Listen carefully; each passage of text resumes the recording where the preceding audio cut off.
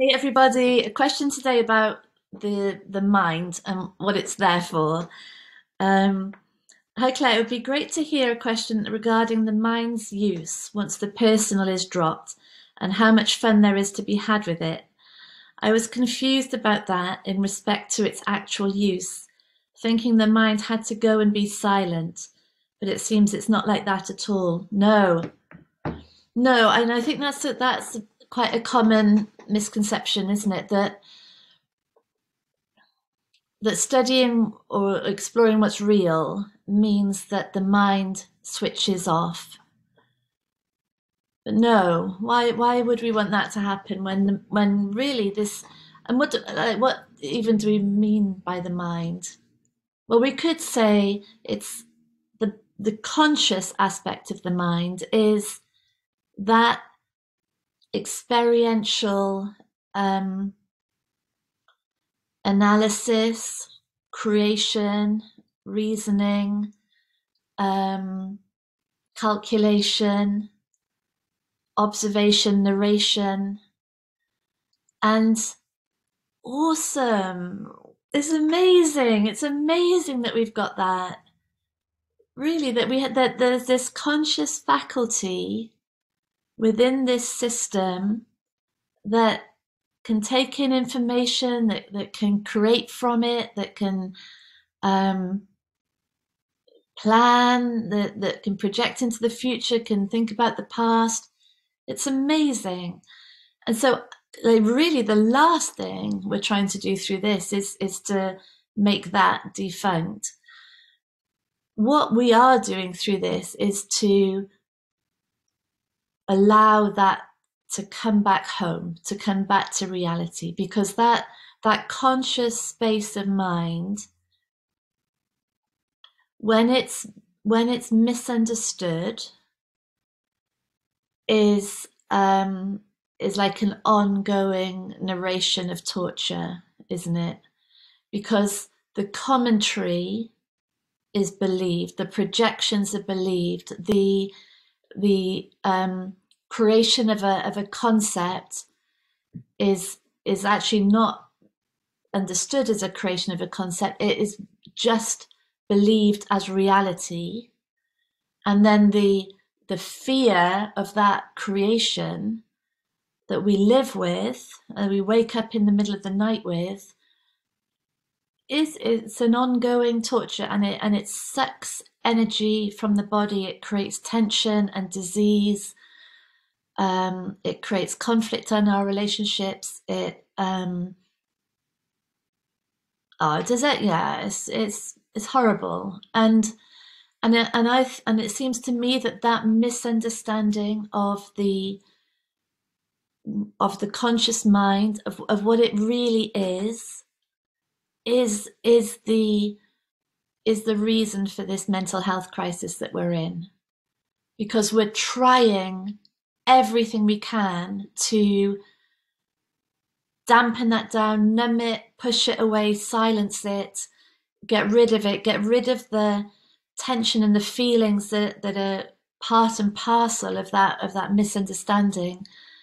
And we're trying to do all of that without understanding what it is, what's going on with it.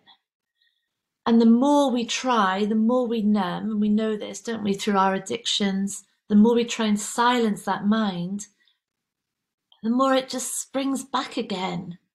Really, it's like there's no hope in these methods that we're trying to find peace of mind. No hope.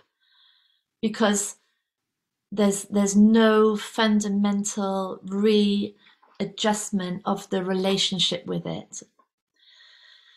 And so what do we mean by that readjustment? Well, it's what's described in that email, really, is that it's fundamentally, as I see it, that previously the conscious mind, with its narration of separation, its obsession with an individual self identity and how it is surviving in terms of how other people see it, whether it's successful, whether it's loved, whether it's approved of. it's the shift from that narration being taken as reality, and therefore the conscious mind lost within that narration, lost within its own projected beliefs, the origin of all suffering.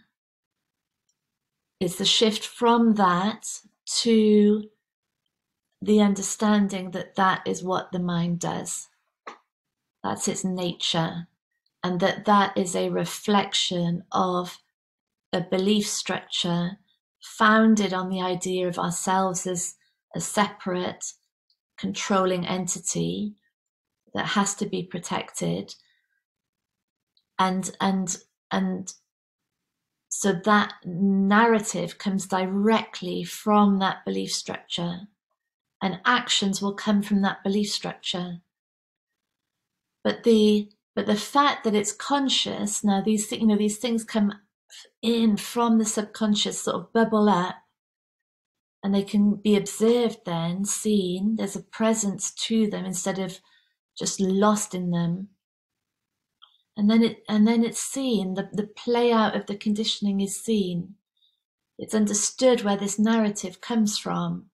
It no longer is just taken blindly and unconsciously as truth. It's now just a belief structure playing out as a sort of conscious stream of thought. And then it doesn't matter what that conscious stream of thought does, because it's not true. And that's then the second enormous shift in relationship with the mind. It doesn't matter. So now we've passed into a huge new area of not having to escape the narrative. Amazing space that.